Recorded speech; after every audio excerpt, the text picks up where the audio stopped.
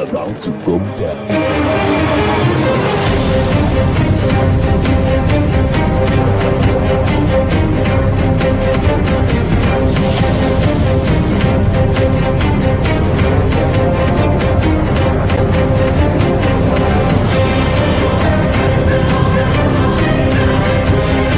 It's lovely pass, and there he turns cleverly. Can he find a finish? Oh, he can! Skilled by Joshua, and a return right hand. Good counter right. Bullen is hurt. Second right hand. That clipped him as well.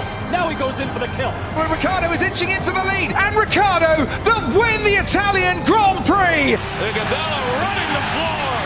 Still leading the way with Canada in there too, with the Netherlands.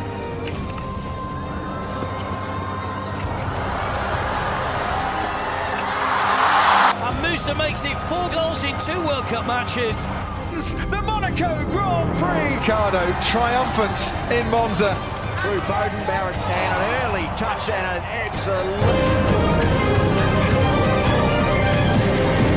Sports Orbit. We make the world go round.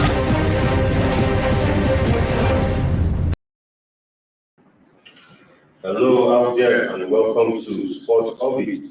My name is Apa Cho, your host, and Salif Usman is here in Salif. Welcome to the Sports Orbit. Thank you, Alpha. Thank you, also very welcome to the edition of the Sport Orbit. Yeah, as usual, today we also have a bumper package for you. Don't forget that the UEFA Champions League will give you some result of match that went down, and of course, the big one today also Manchester City versus Real Madrid in that one. That and so many other stories we have in today's episode. But first, we'll begin from the Champions League, where Carlo Ancelotti, that's talking about the manager of Real Madrid, said that Madrid must be ready and willing to take risks if they are to overturn a 4-3 deficit to Manchester City. We call that in the first leg played last week. Madrid had to battle to come from behind to end that one 4-3. Although City has the advantage, but Madrid will hoping to overturn that result tonight while they in front of their fans out there at the Bernabeu, looking at Madrid and how they played in that first leg. Credit to City, but a lot of people also have given credit to Madrid, how they were able to fight back from a losing position to end up against a Man City side that dominated in almost every area of the game and end that scoreline to 4-3. And tonight looks like Madrid will have everything to play for. Yeah, you're quite correct. Have everything to play for, and just like say the first leg, though yes, Manchester United enjoy a slim advantage, and describe it as just a slim advantage. But Man City have every opportunity to have widened the gap to have even finished that match in the first leg. Yeah. But unfortunately for them, they allowed Madrid to come into that match, and that's a makeup of Madrid. That's the character of the champion. And if you are talking of this particular champions, the best team in this particular champion, in this UEFA champions, as far as concerned, based on the record, no team has come near what Madrid have achieved in this particular Champions League, and definitely that always show anytime they are on the pitch to play. They always feel like that. No, we can't allow ourselves to be messed up in the Champions League that we have dominated for several years. And just like you say, coming down from a 2-0 down, getting back to the game, and at the end of the day, ending the match 4-3. And if you look at the match this season, and based on the way Madrid have responded this season, you'll be able to be tempted to give that Madrid will definitely qualify ahead of Man City, going by their antecedents and what they have done so far. Remember, they went to Paris Saint-Germain, they were beating 1-0, 1 goal down, they take 1 goal down to Bernabeu, and at the Bernabeu, they return the Paris Saint-Germain. Yes, with all the adders of their star, including the star that the team that parade the like of Messi, Neymar, Mbappe, name them like the Marias and all the big stars you can think of this one. But they turned the PSV back to France with empty-handed without winning that match 3-0. Then it came to the Chelsea in the first leg. They are classless in the first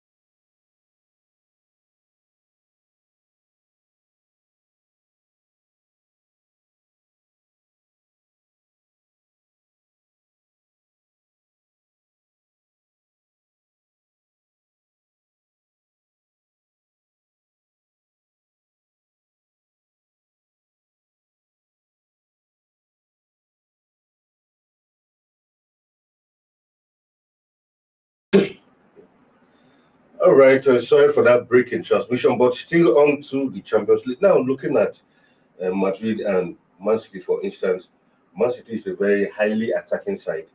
Sometimes they go all out to score goals and leaving open their defense. But one thing about Man City is they don't mind if you score them, but at the end of the day, they always ensure that they outscore you. Do you think that will have a way of backfiring when they play Madrid tonight? Yeah, it's like you want to use. It's like the two sides have the similar pattern of playing football. Remember, Madrid also all went for attack, leaving their defense open. Madrid is the most vulnerable when it comes to defense, and that's why they concede goal anyhow. But like I said, you say they must take risk. But we are here to know the kind of risk you want to take. Is it a risk to risk the player, or the risk to go all out to attack and leave their defense open? But I pray that whatever risk he's going to take, you should remind of who the kind of thing he's going to host tonight. Exactly. Because as a load, Pep Guardiola is not a nonsense coach. He's a very experienced and very intelligent coach that has a very attackful minded team. Very, very athletic teams. But at the same time, I mean, if you look at Madrid, most of them have the aging players. But just like I was saying earlier, before we went on the interruption, Madrid has the experience is always there. Yeah. They have the experience already, and their antecedents so far in this season has proved that they always come back no matter how down they are. If they can do the same thing against this place that with all the eyes of their stars, and against the Chelsea, who everybody thought that it's almost over until the last minute. Karim Benzema and Luka Modric bring their experience into the play, and they show that they defeated Chelsea. Now they have Man City to contend. They just have one goal difference. They have one goal difference to separate them. But tonight, what they must assure, they can't mistake the make against Chelsea. Exactly. That they allow Chelsea to go up before they now come back to cancel that. If they make a mistake and allow City to score goal early before their usual character, it will be very difficult for Man to come back against Man City tonight. But all they need to do, as Lucy said, they must go take a risk. I agree. In life is full of risky.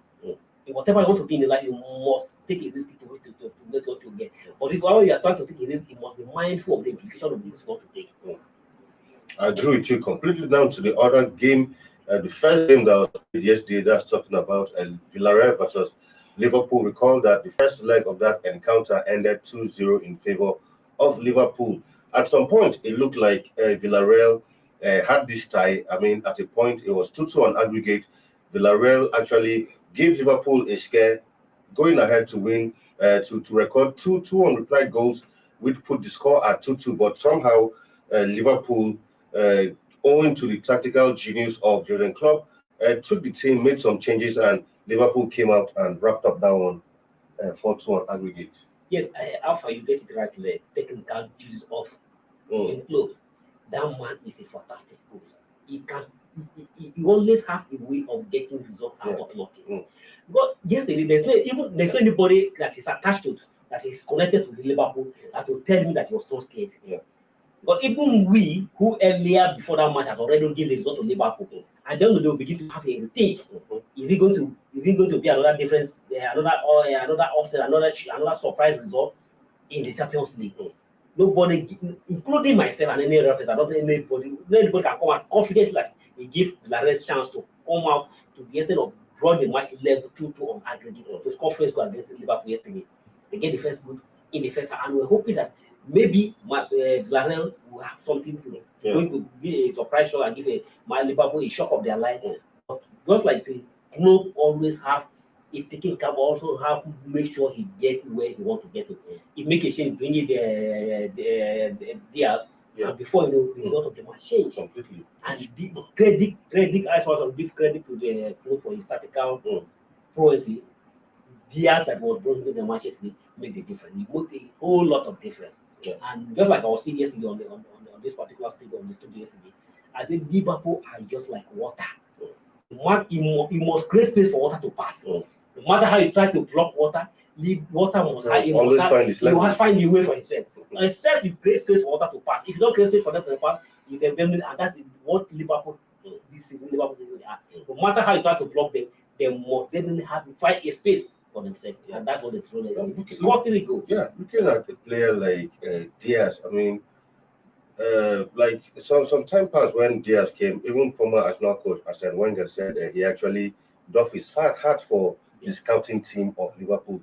Somehow they're able to go out, get a player who is really not fantastic, and somehow you don't even have much of the players. The player comes, integrates himself, and it's like, I mean, Diaz just came in January, but he's been playing like he's been playing with this Liverpool team for a long time, and he has been very effective. Even look at someone like Diogo Jota, also bought him from Wolves, brought him to Liverpool, and Jota has been fantastic this season for Liverpool. You know, Klopp, he's taking, I don't know who is the scouting director, or the technical director. They have a very genius idea of how to go for what they want. They just buy players for the name of say this player is a high class player. They just go straight for what they want and they get the championship. If you check Liverpool's squad completely right from the top to the end, none of those players who are playing in Liverpool here were something else special anywhere. At all. Very even the money were here, they were all of them. Everybody was just ordinary players. But they came to Liverpool and become a star. You can't even Femenini, everybody name them. I mean, even the goalkeeper. I mean, they noticed that goalkeeping errors led to Madrid beating them in the final the other time. The following season, they went, got a new goalkeeper, and they won the league. You won the league. Following season, won the Champions League. Following season, won the league. So the German man clubs have done a fantastic job in the last 5 years. For 5 years, this is their 10th Champions League final. And you can't get it better than this. For it to reach the Champions League final, out of 5 in the last 5 years, this is their third final. They won 1, they lose 1, so now they're in the final again. Let's see who goes to go to heaven. And I wish, not forgetting that they've already won the Carling Cup. They are also in the final of the FA Cup. And now they are going for the final of the Champions League. They are dreaming for a quadruple title this season. And let's hope they go to them. But they said that they only have Man City to contend when it comes to the Premier League. Man City has an upper hand in terms of the Premier League title. But even as that, if they don't even achieve the Premier League, you definitely draw your heart for Liverpool that have achieved this season. But I'm looking for a fall that let's see Madrid versus Liverpool in the final. That would be very fantastic. It would be fantastic. It would be a time for Liverpool to pay back what happened to them in 2007, when they lost that final to Madrid. All right, we'll keep an eye on that. Won that match. That was yesterday, but the Champions League, Man City versus Real Madrid comes up later tonight, and we'll be watching that one. And tomorrow, hopefully, we'll give you a complete review of all that going down. By tomorrow, should already have our finalists of the 2022 UEFA Champions League. When we'll come back, we'll go on a short break right now, and when we'll come back, Sport Upbeat continues. Don't go nowhere.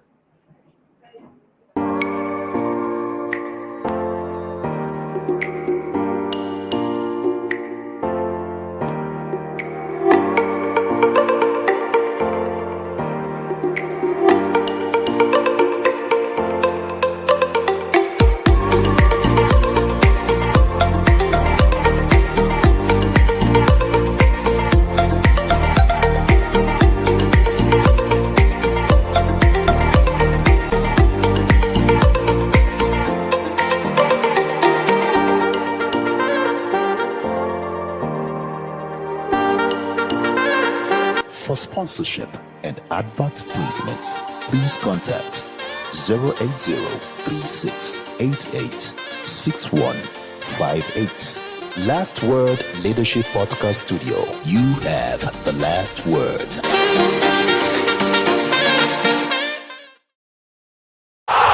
Sports Orbit. We make the world go round. All right, welcome back from that short break. You're still on to Sport Orbit. Now over to some news coming from Africa, where former Super Eagles technical advisor Gennard Rohr has confirmed that he's already in talks to be the next head coach of Mali. Recall that the coaching job at Mali is currently vacant, and Gennard Rohr is one of those who applied for the job, and from what he's saying, that he has had talks and he's hopefully he might be the one who might secure the nod to be the head coach of Mali. Do you think is this a good move? Shall I say a good move for Genatro? Is it a good move for Mali? Or I don't know. Well, it's not in their disposal to determine that it's a good move for Ghana or a good move for Liverpool for Mali. Yeah. All I can say, I wish the good side well. Remember Monday after they lost their in the playoff when they lost the World Cup ticket to Tunisia, so they sacked their coach. Just like every other team, they do the same thing, sack their coach, and then the coaching job is vacant, and they are looking at the Ghana. Well, only God knows what they have seen in Ghana. For me, the 6 years the 6 years we Super Eagles had Ghana, it was just a waste of resources and a waste of time for 6 years to achieve anything standing where I can make a reference to at least this our achievement all that Ghana. But it doesn't mean he can get to the Mali and get it better. Let's hope. I wish him that when he gets to the Mali, if he finally get the job, the other two nationals of the Mali and who are two Mali nationals. Yeah, let's talk about Richel and of course former Cameroonian coach Wilfred Shafa also. So also in contention for the job. So if he has an upper hand, he eventually should as the next coach of the Eagles of Mali. Well, I wish him well. I mean, like we were talking even before the show started, you see a lot of these some setting of these coaches. They come to Africa and they just keep jumping from country to country, irrespective. Just like you said, I mean, is it like the Mali Football Association is not watching? Because I think if you're bringing a coach with the basis of his success with other teams, is it like they haven't been watching? Like you're saying, what is it that they've been seeing from Genatro? Because if truly they're doing their due diligence, at least you assess this one this time with the Eagles.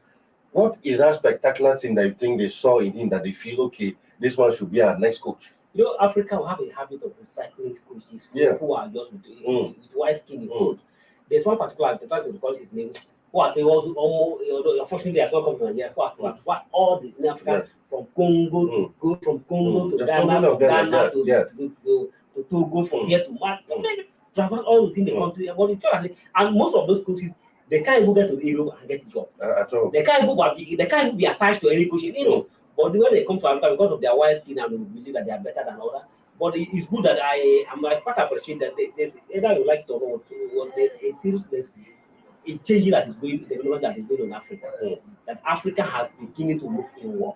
Yeah. It is a good, to me, it's a good development. If you look at the last Africa Cup of Nations in Cameroon, out of the 24 teams that participated, 15 are African coaches. It is only just 8 that will come with foreign coaches. Yeah. And at the end of the day, it is an African coach that won the final. So it is telling you that you are better off with what you have than you are better off with what you have. Nobody can tell you what you have than what you have within yourself. No stranger will come from outside to tell you what is in your home. Yeah. So we should. Yes, we may not have the expertise as in the European or because of the facility that they are discussing, but at least I strongly believe that Africa proven can be best solved by Africa. Because those people that are coming, nobody can come from outside and believe that it's going to make you better than where it's coming from. We should always look inward. African problem can be solved by Africa. Why and why for over the years, most of the foreign countries have come to Africa and the work for Africa. So we should look inward. I agree with you. I mean, previously, Raw has been coach of Gabon, Niger Republic, Burkina Faso, as well as Nigeria. So if he gets this Mali job, that will be the 5th country in Africa where he will be coaching. Definitely, he can't move out of South Africa and get to go anywhere. At all.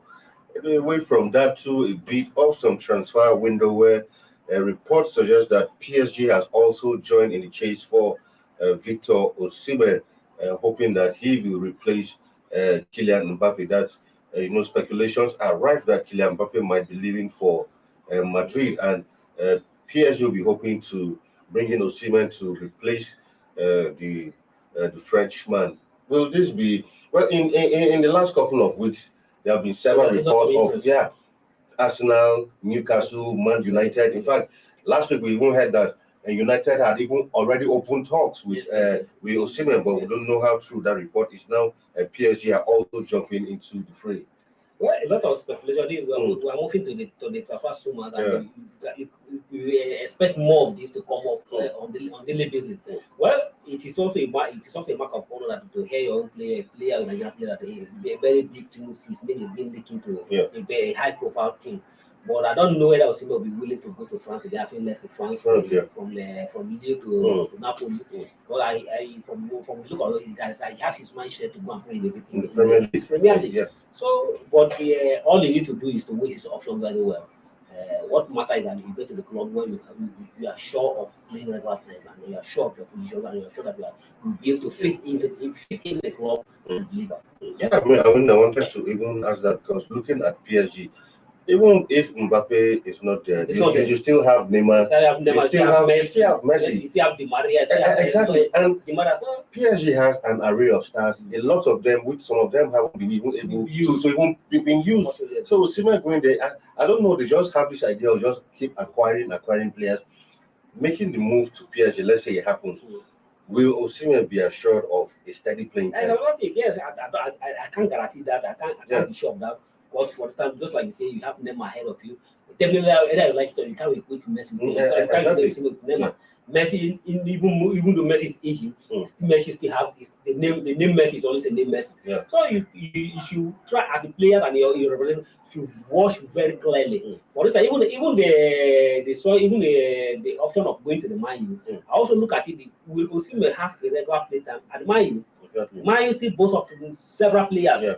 We leave it. So I'm not saying if I'm to advise, and not because of say I have a substitute to Arsenal, I think Arsenal will be best. I agree with you too. Will be best fit to Osimhen. Yeah, because right now Arsenal doesn't play as a striker. Arsenal don't have a top-notch striker, and if you get to Arsenal and he'll be able to fit in perfectly and he'll be able to command the number 9 of Arsenal, that one will be guaranteed. And Arsenal being a ball passer, that if Arsenal have a good midfield, good way to disappoint Osimhen will have a way to sign well. Because if you go to Man U, we have Ronaldo there, we have several strikers in Man U. So away from that, let's hope that at the end of the day he makes a decision that will. The only problem that Arsenal is that either Arsenal will be willing come up with the moment Arsenal had money, they will go to All right, we'll see how that pans out. Away from that now too. Where the FIFA has actually banned a Gabonese official over from football activities over alleged sex abuse.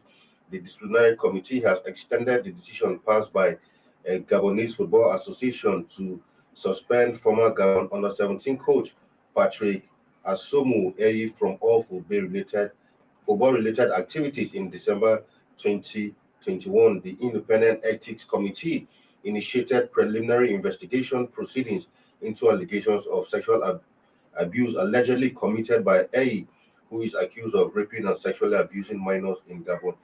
Following requests by his chairman and in accordance to the FIFA Code of Ethics, the investigatory chamber has expanded the scope of the aforementioned investigations by opening formal proceedings against Mr. Asumu Eyi, Serge Ahmed Mombo, as president of League 2 football, and 2 Gabonese coaches, Trifel Mabika and Ofi Mikala. The chairman of the investigatory chamber has also provisionally banned Messrs. Mombo, Mabika, and Mikala from taking part in any football activity at both national and international level for a period of 90 days. Well, here's some officials 90 days. That's just 3 months. Yeah, 3 months.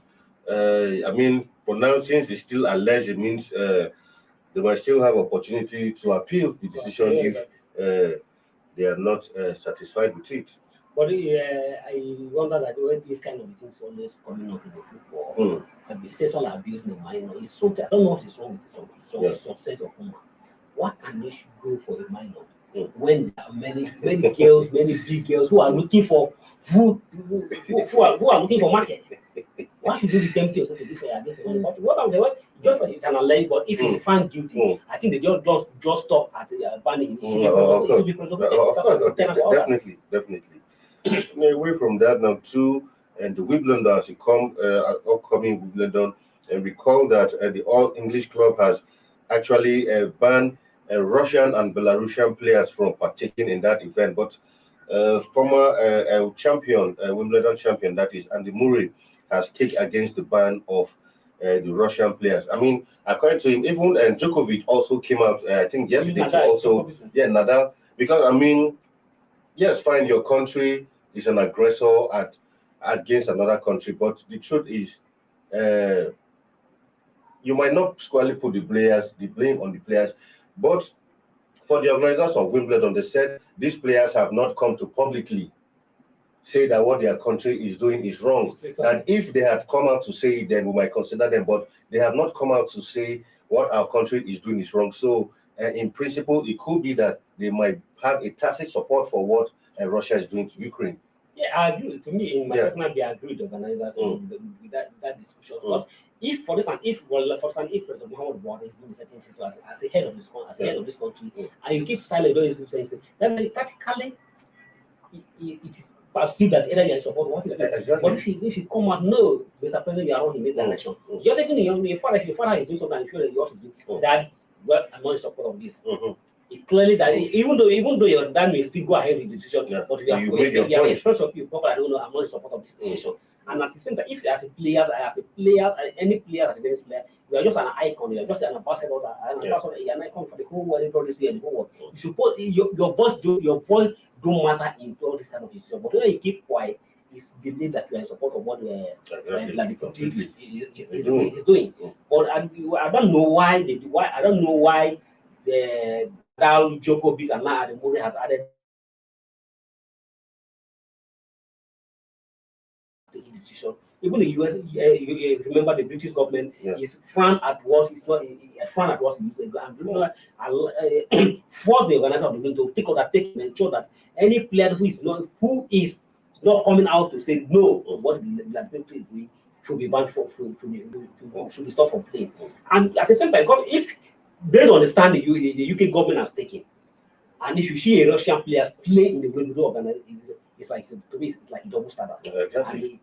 And in as much as I don't think the Nadal and the Murray and the Djokovic are in support of what they do, but the own angle is that it's because of the impact that you have on the players. They're trying to prove they're fighting for their co-players, but at least they should understand where all this is coming from. Yeah, I completely agree with you. Well, let's hope this will be resolved in such a manner that all parties involved will be favored. Anyway, at this point, this is where we slam the brakes on today's episode of Sports Orbit.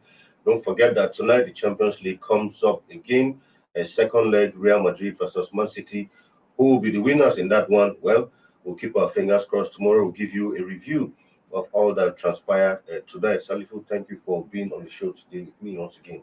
At the same time, thank you very much for not forcing me to take any prediction today. All right. Well, let's leave it at that. But we'll see how that pans out. My name is Alpha Acho, your host, and until we come your way tomorrow again, stay safe out there, and it's goodbye from here.